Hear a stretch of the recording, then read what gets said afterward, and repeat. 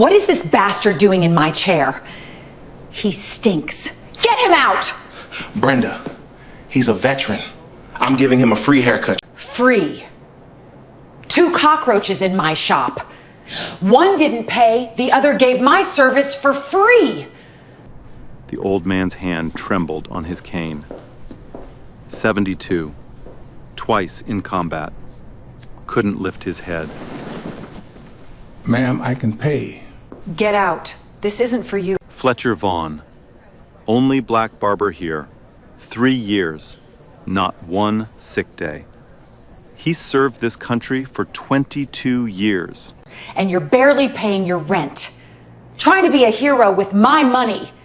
Know your place, you're fired. Both of you, get out! She fired her best barber for 1 free veteran haircut. Unbeknownst to her, the old man she called a cockroach, his son ran this entire city. 6 hours earlier, the sun hadn't come up yet. Fletcher Vaughn's alarm went off at 5:30. Same time every morning, same routine for 3 years straight. He sat on the edge of the bed, rubbed his face, and reached for the small picture frame on the nightstand. His father, Staff Sergeant Leonard Vaughn.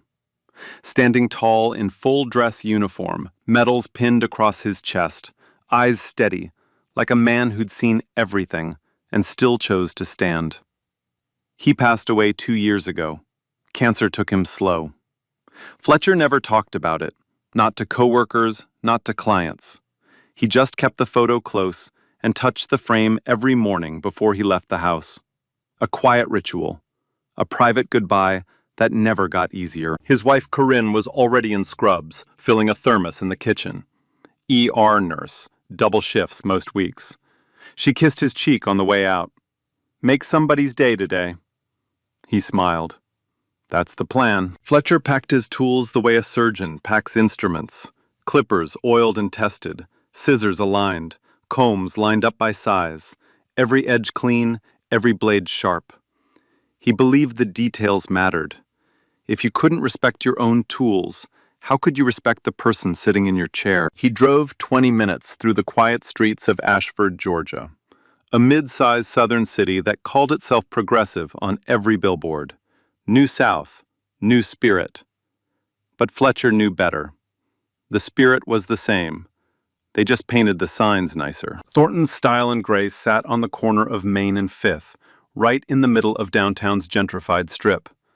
Glass door, marble counters, orchids on the reception desk, instrumental jazz humming through hidden speakers, the kind of place that smelled like lavender and money.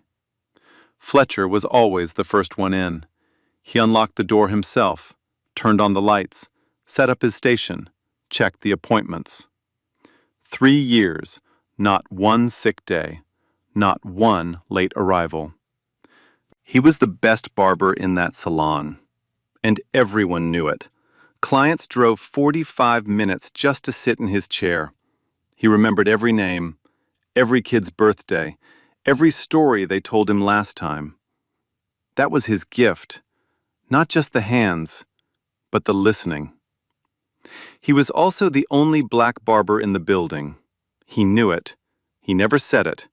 He just let his work speak. At 9:30, Brenda Thornton walked in. Late, like always. She didn't greet anyone, didn't look at anyone, walked straight through the salon floor and into her office, door half closed. The click of her heels was louder than any hello. Her name sat in gold letters above the entrance. She made sure it was the first thing you saw and the last thing you remembered. This was her kingdom. Every chair, every mirror, every square foot, hers. Brenda called every stylist by their first name, every single one. Except Fletcher. To him, it was you or hey. 3 years of that. Fletcher pretended not to notice, but he noticed. Denise Crawford, the white stylist 2 chairs down, noticed too. She'd glance at Fletcher sometimes with a look that said everything. I see it. I know. I'm sorry.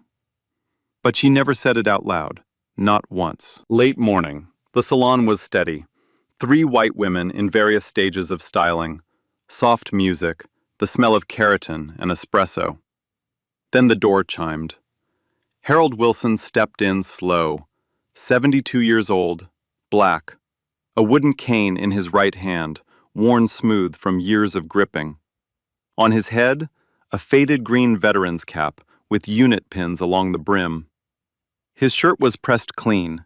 His shoes were polished but cracked at the toes. He'd just come from the VA clinic 2 blocks over. Routine checkup. His son was hosting the Veterans Day ceremony at City Hall this weekend. Harold wanted to look sharp. He saw the salon, saw the open sign, and walked in. He looked around the room. Marble, glass, white faces. He hesitated, just a half second, like a man checking whether he belonged. Fletcher saw him first. Saw the cane, the cap, the pins. The way Harold held himself.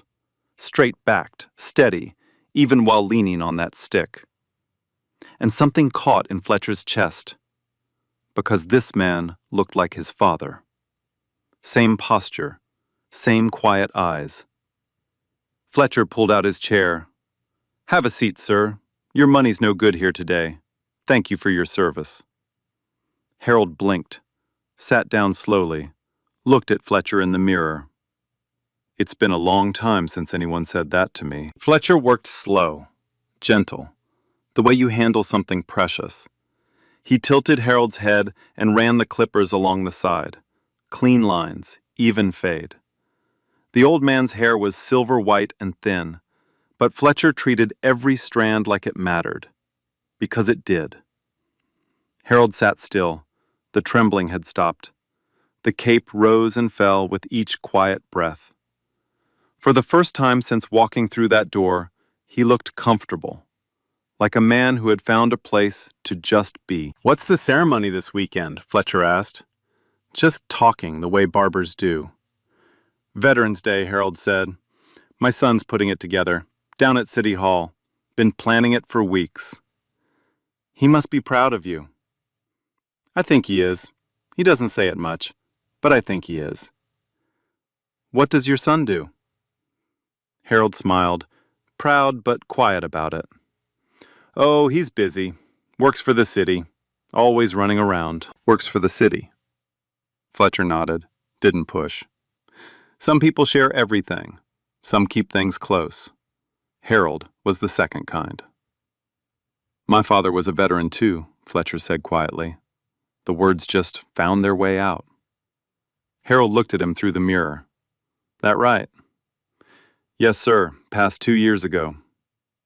Harold reached up and gripped Fletcher's wrist, not hard, just enough to say what words couldn't.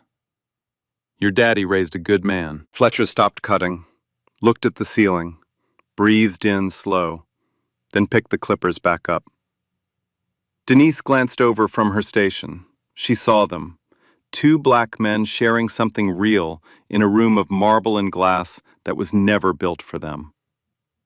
2 white clients had stopped scrolling. The salon felt warmer for a moment, like something human had slipped through all the cracks. Nobody wanted to break it. Brenda broke it. The office door swung open, heels on tile. Click, click, click. She came out holding her phone, eyes on the screen, mouth already set in a line. Then she saw Harold. She stopped. Eyes moved fast. The cane, the faded cap, the worn shoes, the dark skin. Everything she needed to see, she caught in 2 seconds. She walked to Fletcher's station. The smile she put on was the kind that bites. "Fletcher, honey, who do we have here?" The word "we" did all the work. Not a question, a claim. My space. Who let this in? "This is Harold, ma'am, a veteran, getting cleaned up for Veterans Day. On the house." Her jaw tightened. "On the house?" "Just this once. Good for the salon." Good for the salon. She repeated it like tasting something rotten. Then she looked at Harold, not at his eyes, through him, past him, like a stain on furniture someone forgot to clean. "We don't do freebies. This isn't a soup kitchen." Brenda, 1 haircut, for a veteran. I decide who sits in these chairs, not you, never you. The subtext landed like a slap. Fletcher heard it. Denise heard it. Harold heard it. Brenda walked back toward her office. Fletcher kept cutting. Hand steady, jaw tight. He knew what was coming. He kept going. Because the man in his chair served 22 years. That mattered more. 5 minutes later, the office door slammed open. Brenda planted herself in the center of the floor. Didn't whisper, didn't pull him aside. She wanted every single ear in the room. Fletcher, put the clippers down. Now. Dead silence. Even the jazz vanished. You gave away my services without permission. Brought someone off the street. No appointment, no payment. And when I told you to stop, you kept going. She stepped closer. Close enough for him to smell her perfume. Expensive, sharp, suffocating. Look at you. 3 years and you still don't get it. Can barely keep your own lights on at home, and you're playing big man with my money, giving what's mine to whoever wanders through my door. Her lip curled.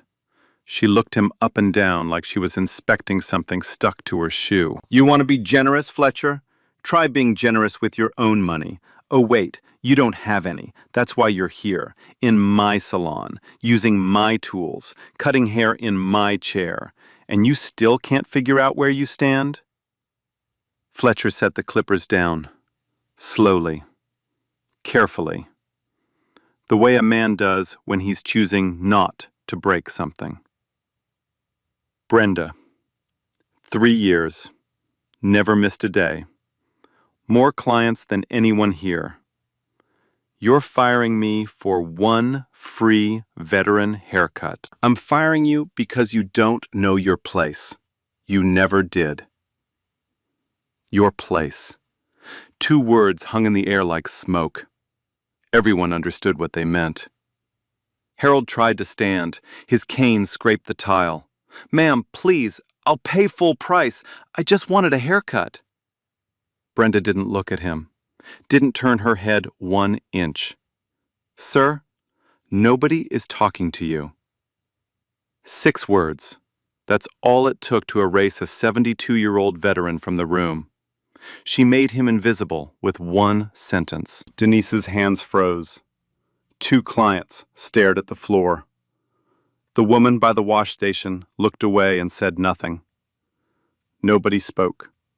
Nobody stood. Not 1 person in that room opened their mouth.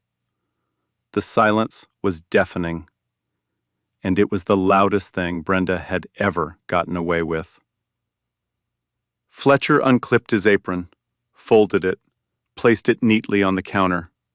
He picked up his tool bag, the same bag he packed every single morning at 5:30, like his life depended on it. He turned to Harold.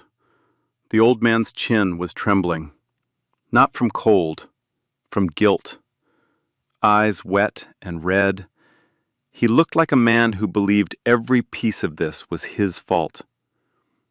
Fletcher bent down, eye to eye, spoke softly, only for Harold. Don't apologize. This was my choice. I'd make it again tomorrow. He unclipped the cape, helped Harold stand, placed the cane back in his hand. Then Fletcher Vaughn walked out of Thornton's Style and Grace for the last time. He didn't slam the door, didn't curse, didn't look back, just walked out into the daylight. Harold followed behind him, slow, 1 hand on the cane, 1 hand brushing his eyes. The sidewalk was bright, sun high over Main Street. The air smelled like fresh coffee from the shop next door, and warm asphalt rising off the pavement. Fletcher stood there for a moment, bag in hand, nowhere to go. Then he looked at Harold. Half a haircut. Left side clean, right side untouched. This man was going to walk through town looking like that. Stand at the ceremony looking like that. Stand in front of his son looking like that. No. Fletcher set his bag on the bench outside the salon, 3 feet from the glass window. Unzipped it. Pulled out clippers. Comb. Cape. Sit down, sir. Son, you don't have to. I'm not finished. Sit down. Harold looked at him. Something moved across his face. Then he sat. Fletcher draped the cape over his shoulders. And right there, on a sidewalk bench, under open sky, in full view of every passerby and every pair of eyes behind that salon glass, he finished what he started. Same hands, same rhythm, same patience, like nothing had happened. Like this was still chair number 3 inside. People noticed. A woman with grocery bags stopped. A man walking his dog paused. A couple holding coffees stepped closer. Then more people. They gathered on the sidewalk and watched. Something about this picture held them there. Something they couldn't name, but couldn't walk away from either. Someone raised a phone, started recording. Another phone went up, then another, then 2 more down the sidewalk. They saw it clearly. A black barber, just fired, cutting hair for a black veteran on a bench, right in front of the salon that had thrown them both out. Fletcher didn't notice the phones. He was looking at Harold, only Harold, brushing hair from the old man's neck, checking edges in the natural sunlight, making sure every line was clean. When he finished, Fletcher stepped back. "You're all set, sir. Ready for that ceremony." Harold looked up, eyes red. He grabbed Fletcher's hand and held tight. The grip of a man who'd carried rifles and buried friends and never once asked anyone for anything. Holding on now like he didn't want to let go. He said it quietly, almost to himself, like a thought that slipped out before he could catch it. My son would have done the same thing. Fletcher didn't understand that sentence. Not yet. A woman clapped, then 2 more. Scattered applause on a downtown sidewalk. Not loud, but loud enough. Loud enough for Brenda to hear through the glass. She stood behind that window, arms crossed, face red, watching the man she'd thrown away receive more love on a wooden bench than she had earned in 15 years behind her marble counter. She had no idea what was coming. That evening, a woman named Claire posted 90 seconds of video to TikTok. No filter, no voiceover, just raw footage from a sidewalk on Main Street. The caption read, "This man just got fired for giving a veteran a free haircut, so he finished it on the sidewalk." The video opened mid-scene. Fletcher on his knees by the bench, cape draped over Harold's shoulders, clippers buzzing in the afternoon light. You could see the salon glowing behind them through the glass. You could see the empty chair inside where Harold had been sitting. And if you looked closely, right there in the window, you could see a woman standing with her arms crossed, watching. The video didn't need narration. The image told the whole story. By midnight, it had 800,000 views. By morning, 3 million. By lunch the next day, it was on every platform. Millions of shares, thousands of comments. Bro got fired for being a good person. The way the old man grabbed his hand, I'm done. Somebody find this barber. He deserves his own shop. That woman in the window is the villain of the year. Fletcher didn't know any of this. He didn't use TikTok. He was lying on his couch that night, staring at the ceiling, running numbers in his head. Rent was due in 11 days. The electric bill was past due. He had $42 in his checking account and 0 missed calls from other salons. Corinne came home from her shift at the hospital. Her phone was already buzzing. A friend had sent the video to their group chat. Then another. Then another. She held the screen in front of his face. You need to see this. Fletcher watched himself from a stranger's camera angle. Watched himself kneel beside a bench. Watched Harold grab his hand. Watched Brenda's silhouette, standing behind the glass, like a ghost who didn't know she was already dead. He didn't say anything for a long time, just stared at the screen. Then he set the phone down on the couch, face down, and looked back at the ceiling. Brenda Thornton saw the video too, but her reaction was the opposite of silence. She was in her living room when her phone started blowing up.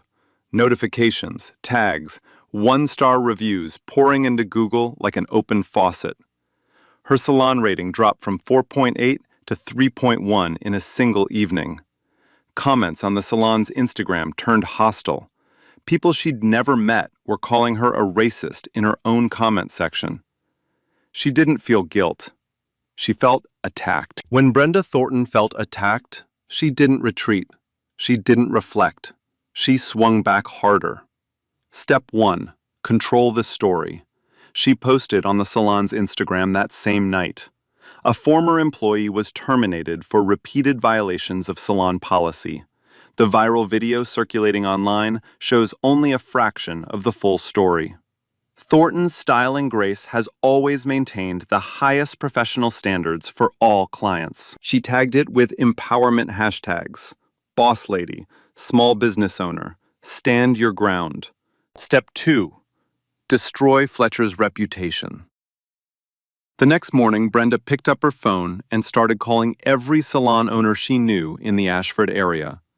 6 calls, same script. Fletcher Vaughn was terminated for theft of services and insubordination. He gave away salon services without authorization. I wouldn't trust him with your business. In a small industry, the word of a 15-year salon owner carried real weight. Brenda knew that. She was counting on it. Fletcher called 3 salons that week looking for work. None of them called back. Step 3. Go public. Brenda found the viral video on TikTok and commented directly from the salon's official account. This individual was fired for repeated policy violations, not for a single haircut. Do not turn a rule breaker into a hero. I will be pursuing legal options against anyone spreading defamatory content. 15,000 people liked that comment. Half the replies defended her. Her business, her rules. We don't know the whole story. Cancel culture is out of control. Fletcher read every word. Sitting in his apartment at 2 in the morning, scrolling through comments on a video of himself being kind. He read Brenda calling him a rule breaker. He read strangers debating whether he deserved what happened. He read people defending the woman who'd called him a cockroach to his face. Corinne found him still on the couch at 6 a.m., phone in hand, eyes hollow. He hadn't slept. Stop reading that, she said. She's telling everyone I'm a thief, Corinne, on the internet, in front of millions of people. I know. And half of them believe her. Corinne sat down next to him, took the phone out of his hands, held them. The other half don't, and the truth is louder than her. It just needs time. Fletcher wanted to believe that. But 3 days passed, and the truth hadn't gotten any louder. He didn't leave the apartment. No callbacks. No offers. His tools sat in the bag by the front door, untouched. The clippers he oiled every morning now sat silent. The man who hadn't missed a day in 3 years now couldn't get out of bed before noon. Silence from an entire industry that had decided Brenda's version was safer to believe. Meanwhile, 13 miles across town, in an office on the 3rd floor of Ashford City Hall, Mayor Terrence Wilson was finishing his evening paperwork. He picked up his phone to check the news. The algorithm did what algorithms do. It pushed the most watched video in the region to the top of his feed. A TikTok with 11 million views. He tapped play. He saw a man cutting hair on a bench. He saw the cape, the clippers catching sunlight. He saw the barber's hands, steady, careful, focused. And then the camera shifted slightly and he saw the man in the chair. He saw the cap first, a faded green veteran's cap with unit pins along the brim. He'd seen that cap 10,000 times. On the kitchen table, on the shelf by the front door, on his father's head at every Veterans Day ceremony for the past 30 years. Then he saw the face. His father's face. Terrence stopped breathing entirely. He tapped pause, stared at the frozen image on his screen. His father, sitting on a public bench, getting a haircut on a sidewalk, like he wasn't welcome anywhere else. Like there was no room inside for a man like Harold Wilson. He tapped play again, watched Harold grab the barber's hand at the end, watched his father's eyes, red, glassy, full of something that looked too much like shame. Harold Wilson, the man who never complained. The man who'd buried his wife without shedding a tear in public. That man, on a bench, looking like something inside him had cracked. Terrence called his father. "Dad, the video online, the Salon.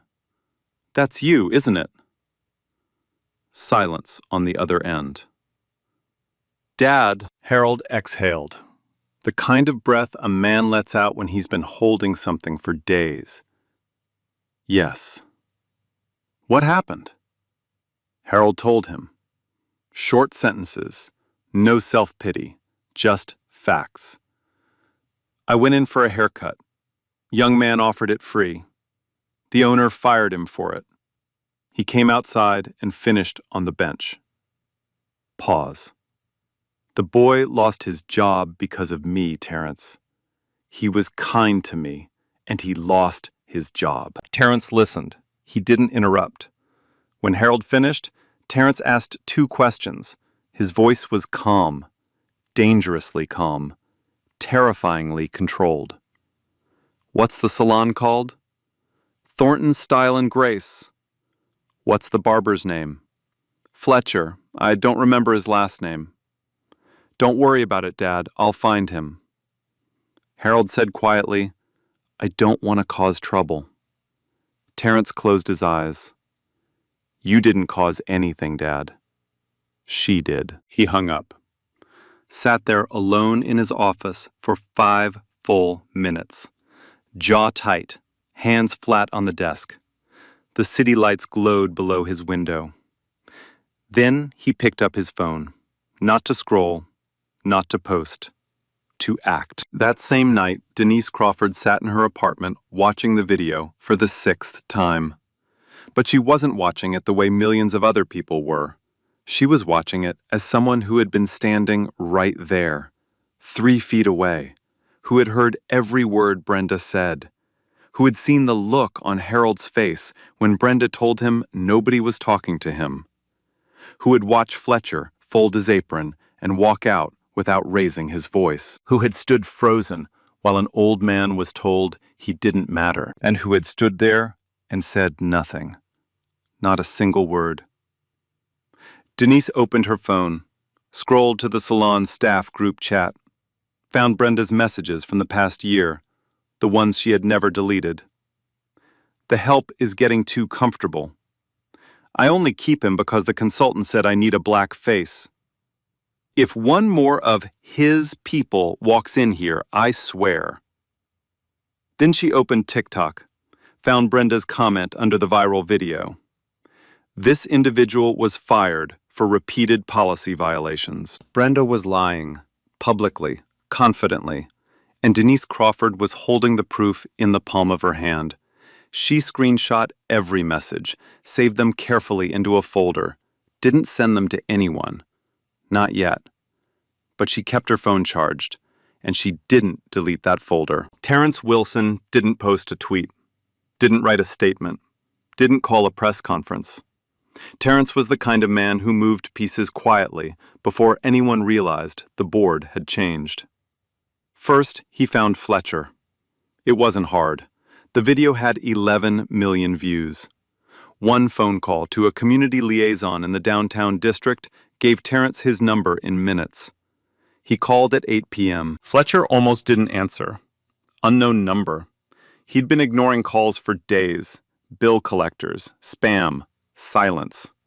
But something made him pick up. "Mr. Vaughn? My name is Terrence Wilson. I'm the mayor of Ashford. Sir, I'm not sure why. The old man in the video, the veteran you cut hair for on the bench outside that salon, that man is my father, Harold Wilson. Fletcher pressed the phone harder against his ear, like he needed to make sure the words were real. Your father? My father. 72 years old, 22 years of service, 2 combat tours. He walked into that salon because it was 2 blocks from his VA clinic, and he wanted to look decent for the Veterans Day ceremony. My ceremony. Silence. Mr. Vaughn, my dad never told me what happened. You know why? Because he's the kind of man who doesn't complain. He's the kind of man who absorbs it. He would have carried that inside him forever and never said a word. I found out because I saw him, my own father, sitting on a sidewalk bench getting a haircut, like he didn't deserve to walk through a door. Fletcher's throat tightened. He couldn't speak. And then I read what that woman posted online, calling you a thief, a rule breaker, telling other salons not to hire you. She fired you for being decent to my father, and then she tried to bury you for it. Mr. Mayor, I didn't know who he was. I didn't know he was your... I know you didn't. That's the point. You didn't treat him well because of who his son is. You treated him well because of who you are. And that's exactly why I'm calling. Terrence paused. When he spoke again, his voice had shifted from controlled anger to something harder, something that sounded like a promise. What happened to you and what happened to my father is not going to disappear into a comment section. I'm going to make sure of that. Fletcher looked at Corinne. She was standing now. She could see his face. She didn't know who was on the phone, but she knew something had just changed. After he hung up, Terrence made 3 more calls that night. The first was to the Ashford Office of Civil Rights. He filed a formal complaint of racial discrimination on behalf of Harold Wilson and Fletcher Vaughn. He provided the salon name, the date, and a detailed account of the incident. The second was to the Georgia chapter of the NAACP. He requested legal support for Fletcher, wrongful termination, racial discrimination, defamation. He told them about Brenda's online campaign to destroy Fletcher's career. He told them this wasn't just about a haircut. The third call was to Angela Brooks, investigative reporter at WAXF, the local TV station. Terrence had known Angela for years. She was sharp, careful, and fearless. He gave her everything: the salon name, the video, the context, and Harold's permission to be interviewed. I'm not asking you to run this because I'm the mayor, Terrence said. I'm asking because my father is 72 years old. He's served this country for 22 years, and a woman decided he was trash. Angela Brooks started working before the phone call ended. Within 48 hours, she had on-camera interviews with Harold Wilson, sitting in his living room with his veteran's cap on the table beside him. With Fletcher Vaughn, calm and clear, telling his story from beginning to end. And with 2 former Thornton's employees who came forward after seeing the news coverage, both describing how Brenda had instructed front desk staff to tell black callers the salon was fully booked. Angela ran the story on the 6 o'clock news. The headline hit the screen in bold white letters: Salon owner fires hairdresser for free veteran haircut, then attacks him online. The veteran was the mayor's father. 2 twists in one headline: the firing plus the online attack, and the veteran's identity. The story detonated nationally. Denise Crawford was sitting on her couch when the segment aired. She watched Angela Brooks lay out the facts. She watched Brenda's Instagram post displayed on screen next to the TikTok video. She watched a polished news anchor ask the question the whole city was now asking. Was this about policy, or was this about race? And then she watched Brenda appear in a brief clip, standing outside her salon, telling a reporter with a steady voice, "This was a business decision. It had nothing to do with race." Denise stared at the screen. She knew that was a lie. She had proof it was a lie. She had the messages. She had the words in Brenda's own handwriting. The help. A black face. His people. Denise slowly picked up her phone, found Angela Brooks's contact information on the station's website, and she called. Not because she was brave, but because she couldn't sit there one more night knowing the truth and watching a lie win. The screenshots hit the internet like a detonation. Angela Brooks ran part 2 of her investigation the following evening. This time she had Denise Crawford on camera, face visible, voice steady, even when her hands weren't. And behind her, projected on the studio monitor, were Brenda Thornton's own words. "The help is getting too comfortable. I only keep him because the consultant said I need a black face. If one more of his people walks in here, I swear." Text messages sent from Brenda's personal phone in a group chat with her own staff. Date stamped, undeniable. The segment aired at 6. By 8, Brenda was recording. "I want to sincerely apologize if my actions were perceived as discriminatory. Thornton's Style and Grace has always been a welcoming space for all people. This was a misunderstanding about salon policy, and I deeply regret any hurt that may have resulted. If perceived, may have." The internet caught every word she dodged. Within hours, clips of the apology were cut side by side with the TikTok video, side by side with her texts, side by side with the moment she told Harold Wilson that nobody was talking to him. 2 days later, Brenda tried again. Apology number 2. This time, the makeup was off. The lighting was dim. She sat in the same salon, but it looked emptier. She was crying. "I am not a racist. I have black friends. I hired Fletcher. I gave him a chance when nobody else would. I built this business from nothing, and now people are trying to destroy me over one bad day. I have black friends." The phrase trended within the hour. "I gave him a chance" was placed next to her own text message. "I only keep him for the optics." And the image went viral as a meme. 2 million shares in a single day. The internet never forgets, and it never forgives. Late-night hosts picked it up. Every word Brenda said to save herself became another nail in the coffin she was building with her own hands. The salon didn't collapse overnight. It crumbled in pieces, and every piece made a sound. Clients canceled first. The online booking system showed a 90% drop within 1 week. Regulars who had sat in those chairs for years quietly moved their appointments to other salons. Then the reviews came. Google rating, 4.8 to 1.1. Thousands of one-star reviews, many from people who had never set foot in Ashford. The page became a wall of outrage. The product partners left next. The organic hair care brand Brenda had promoted on her Instagram posted a single statement. "Our brand does not align with discriminatory practices. Our partnership with Thornton's Style and Grace is terminated, effective immediately." Neighboring businesses in the shopping complex circulated a petition to have her lease reviewed. Staff resigned one by one. Denise had been first. The others followed in the days after the second news segment.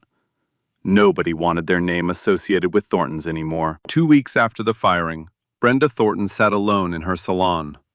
The chairs were empty. The mirrors reflected nobody.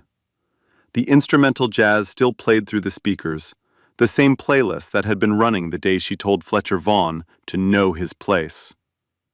The orchids on the reception desk had started to brown at the edges. Nobody had watered them. The silence in that room was louder than anything Brenda had ever said.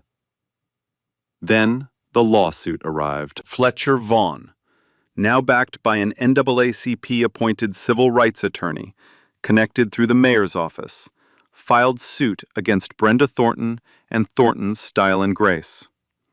The charges were laid out in clean, sharp language. Wrongful termination, racial discrimination under Title VII of the Civil Rights Act, hostile work environment, defamation for the public comments, the social media posts, and the calls to other salon owners designed to blacklist Fletcher from the industry. The State Attorney General's office flagged a case. It had the elements of a test case for discriminatory business practices in Georgia: pattern of behavior, documentary evidence, public interest. Brenda was served at the salon. The process server walked through the glass front door, past the empty chairs, past the dying orchids, and placed the documents on the marble counter. Brenda looked at them for a long time. She didn't open them right away. She just sat and stared at the envelope, like it was the last thing standing between her and everything she was about to lose. The courtroom was full, every seat taken, reporters in every row, cameras lined up outside. Fletcher Vaughn took the stand first. He wore a dark suit. His hands rested flat on his knees. He didn't fidget. He didn't rush. When the attorney asked him to describe his time at Thornton Style and Grace, he spoke the way he did everything, carefully. He described the day Harold walked in, the cap, the cane, the way the old man held himself, straight-backed even while leaning on a stick, the way he reminded Fletcher of his own father. "My father was a veteran," Fletcher said. "He died 2 years ago. When Harold Wilson walked through that door, I saw my dad. I saw a man who gave everything to this country and just wanted a clean haircut for a ceremony. I couldn't take his money. I wouldn't." He paused. "And I'd do it again. I'd do it 100 times. The courtroom was quiet. The defense attorney asked Fletcher if he understood that salon policy prohibited free services. Fletcher said yes. The attorney asked if he knowingly violated that policy. Fletcher said yes. Then he said, "Sometimes the right thing to do and the rules don't line up. I chose the right thing." The judge made no expression. The jury listened. Then Harold Wilson entered the courtroom. The doors opened and every head turned. He was wearing his full military dress uniform, pressed to perfection, every crease sharp, medals across his chest, service ribbons, combat badges, a bronze star pinned over his heart. His shoes were polished to a mirror shine. His veteran's cap was tucked under his left arm, a wooden cane in his right hand. He was 72 years old. His hair, the same hair Fletcher had cut on a bench, was silver white and perfect. He walked slowly, but he walked straight, shoulders back, chin level. The posture of a man who had once stood at attention and never fully stopped. Nobody asked the courtroom to rise. They rose anyway, one by one. The jury, the gallery, the attorneys, even the stenographer. They stood because they couldn't not stand. Something about the way Harold Wilson carried himself made sitting feel wrong. Harold took the stand. He adjusted the microphone with steady hands. He looked out at the room, calm, composed, the way a man looks when he's already survived the worst the world has to offer. He talked about his service, 22 years, 2 combat tours, friends he'd buried, letters he'd written to their families. He talked about coming home to a country that didn't always feel like home. He kept it short. He wasn't there to give a speech. He was there to tell the truth. Then he described the day at the salon. He described walking in, the glass door, the marble floors, the smell of something expensive he couldn't name. He described Fletcher pulling out the chair, the words, "Your money's no good here today." For 10 minutes, Harold said, I felt like I mattered, like somebody saw me, not as a number, not as a problem, just as a man who needed a haircut. Then he described Brenda. She looked at me like I was dirt someone had tracked in on their shoes. She spoke about me like I wasn't sitting right there. She told me nobody was talking to me, like I had no right to open my mouth in her building. Harold paused, his jaw tightened, and for the first time, the only time, his voice cracked. I served this country for 22 years. I have been shot at. I have carried men off battlefields who didn't make it home. I have buried my wife. I have lived through things I will never speak about. He looked directly at the jury. But I have never felt as small as I did sitting in that woman's chair. The courtroom wasn't silent anymore. A juror in the back row pressed her hand to her mouth. Another wiped his eyes with the back of his hand. A woman in the gallery stood up and began to clap before the bailiff motioned her to sit. The defense attorney did not cross-examine Harold Wilson. Denise Crawford took the stand next. Her hands trembled around the microphone. Her voice started small, barely louder than a whisper, but it grew. She described what she saw that day, what she heard, why she stayed silent at first. I was scared, she said. I'm a single mother. I have a 6-year-old daughter. I couldn't afford to lose my job. She paused, swallowed. But I couldn't afford to keep my silence either. Not after I saw him lie on television. The court displayed Brenda's text messages on a screen visible to the jury. Denise read each one aloud. The help is getting too comfortable. I only keep him because the consultant said I need a black face. If one more of his people walks in here, I swear. Each message landed like a verdict before the verdict. Brenda sat at the defense table with her eyes on the surface in front of her. She didn't look up, not once. The jury deliberated for 4 hours. They returned with a unanimous decision. The foreman stood, the courtroom held its breath. Guilty on every count. Wrongful termination, racial discrimination, hostile work environment, defamation. Compensatory damages, $850,000. Punitive damages, $1.5 million. Total, $2.35 million. Brenda Thornton's cosmetology license was revoked by the state board. The judge read her statement without emotion. Discrimination dressed in business policy is still discrimination. Cruelty wrapped in professionalism is still cruelty. This court does not accept either. Brenda left through the back exit. No statement, no cameras, just the sound of a door closing. Fletcher walked out the front. The sunlight hit his face the same way it had on the sidewalk the day he was fired. But this time, Harold Wilson was waiting for him on the courthouse steps. The old man stood there in his uniform, medals still pinned, cane at his side. He didn't say anything. He just opened his arms. Fletcher stepped forward, and they held each other. Not a handshake, not a pat on the back, a real embrace. Two men, one sidewalk apart, now standing together. The kind between a man who lost his father and a man who reminded him what a father felt like. Cameras flashed. The photo went national.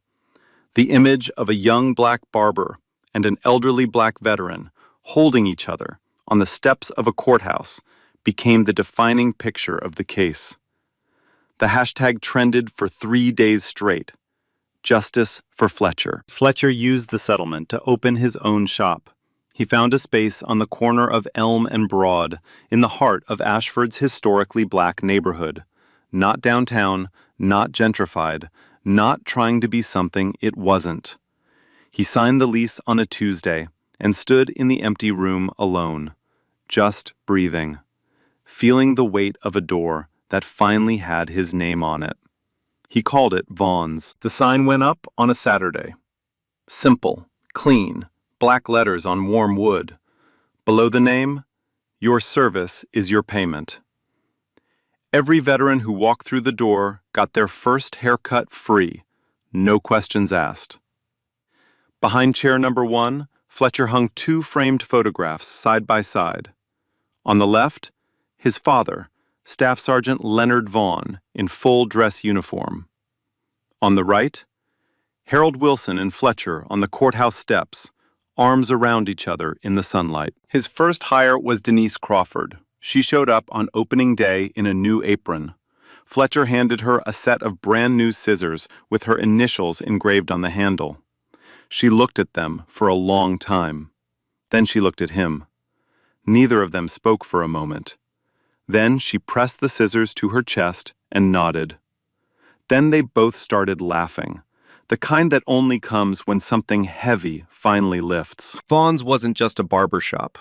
It was proof that something broken could become something better. Harold Wilson became a regular. He never once missed. Every other Saturday, same chair, same time. Fletcher always cleared the schedule and took Harold personally. He worked slow, slower than he needed to, because neither of them was ever in a rush. They talked about the weather, about football, about nothing in particular. Sometimes they didn't talk at all. They didn't need to. That's how it is between a man who lost his father and a man who reminded him what a father feels like. Mayor Terrence Wilson introduced the Harold Wilson Fair Business Act to the Ashford City Council. The ordinance required anti-discrimination training and annual compliance audits for every licensed business within city limits. Violations carried fines and license review. It passed unanimously without debate. Harold was present at the signing ceremony. He wore his veteran's cap. When the council invited him to the microphone, he stood slowly, gripped the edge of the podium with both hands, and looked out at a room full of people who were standing before he even opened his mouth. I didn't ask for any of this. I just wanted a haircut. But what I got was proof that good people still exist. And when good people stand together, even an old man with a cane can help change a city. The room gave him a standing ovation. Terrence stood behind his father with one hand resting on his shoulder. He didn't say a single word. He didn't need to. His hand said everything. Brenda Thornton sold her downtown property at a loss. She left Ashford without a word. There was no redemption arc, no tearful comeback. The story didn't need one. Some people just lose, and the world moves on without them. The space that once housed Thornton's Style and Grace was leased to a community arts program for underserved youth. The first exhibit featured portraits of Ashford's veterans, created by local teenagers from the same neighborhoods Brenda had spent 15 years keeping out of her salon. One of the portraits was Harold Wilson. It hung on the wall in the exact spot where Brenda Thornton's name had once been displayed in gold. So tell me, what would you have done?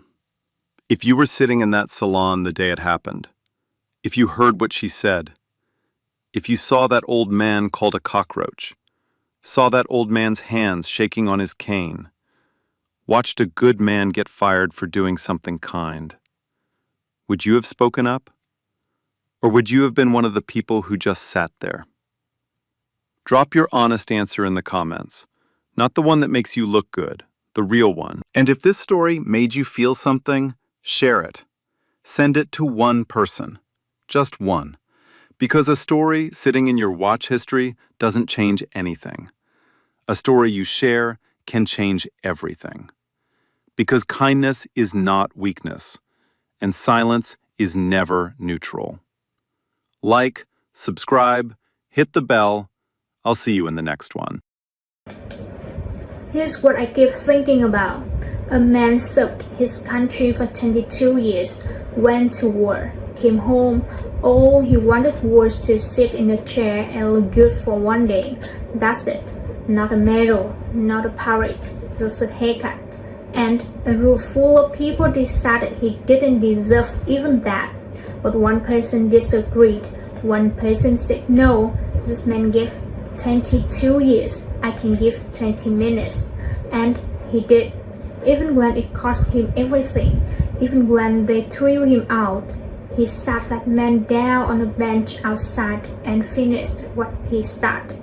Because some promises you don't break, no matter what it costs. And that's what I want you to take from this. when someone has given everything they have for you, for this country, for anybody, the least you can do is treat them with dignity, a kind word, a warm seat, a moment of your time. It doesn't take much, but to someone who's been forgotten by the world, it means everything. Like, share and subscribe, read stories, resist this every week. And remember, kindness is not weakness. It never was. And a person who punishes you for being kind has already lost something they'll never get back.